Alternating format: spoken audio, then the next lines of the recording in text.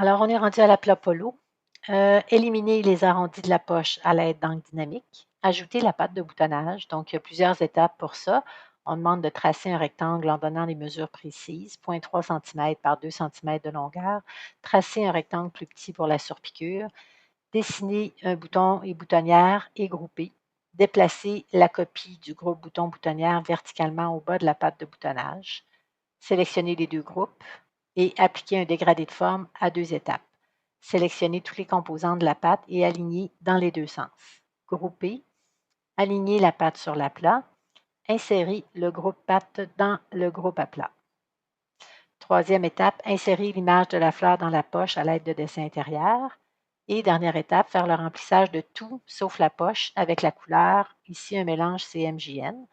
Le remplissage de la poche doit rester blanc. Donc, je vais tout de suite commencer par aller chercher ma couleur pour pouvoir faire le remplissage à la fin. Donc, si je vais faire mon mélange ici, c'est 0,75 45 0. Donc, 0,75 ici.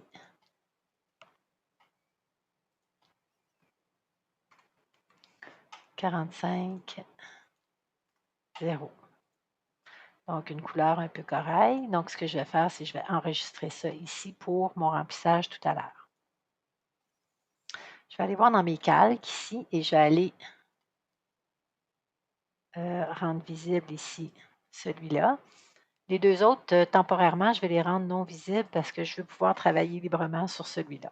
Donc, on me demande d'aller enlever les points ici au niveau de la poche. Je vais sélectionner les points et les points de mon contour et les points aussi de ma surpiqûre parce que je veux éliminer ça en même temps. Donc, je vais sélectionner les 4 points ici et ensuite clique et glisse vers l'extérieur pour éliminer les arrondis. Je pourrais faire, là, évidemment, les étapes ne sont peut-être pas les mêmes, mais ce que je vais faire, c'est que je vais venir mettre ici mon image tout de suite, mon image dans la poche. Donc, je vais faire ici importer. Je vais aller chercher mon image. Je vais l'incorporer tout de suite et je vais la réduire aussi parce que je trouve qu'elle est un peu grosse pour la poche. Donc, j'appuie sur majuscule pour ne pas déformer mon image.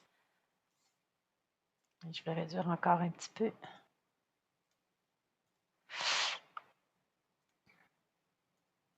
Comme ça ici. CTRL X. Je sélectionne la poche uniquement. Dessin intérieur, CTRL V. Dessin normal. Ensuite, je vais aller faire ma pâte de boutonnage. Donc, un clic. On me demande d'avoir 0,3 cm par 2 cm. Je vais faire ici remplissage blanc contour noir.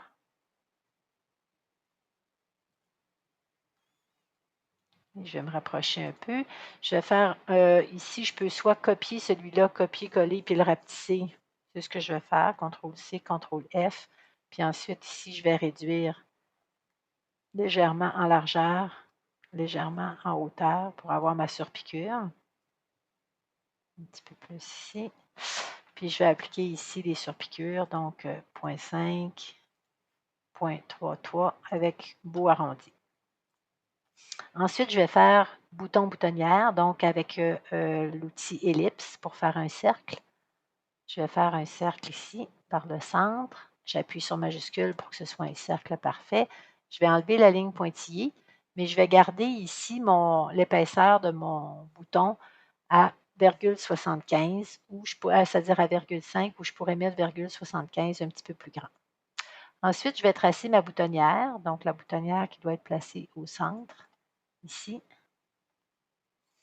Je vais placer évidemment la boutonnière derrière le bouton parce que je ne veux pas l'avoir qui dépasse ici. Donc, le bouton sur le dessus qui va venir cacher la boutonnière. Je sélectionne les deux objets et je les groupe.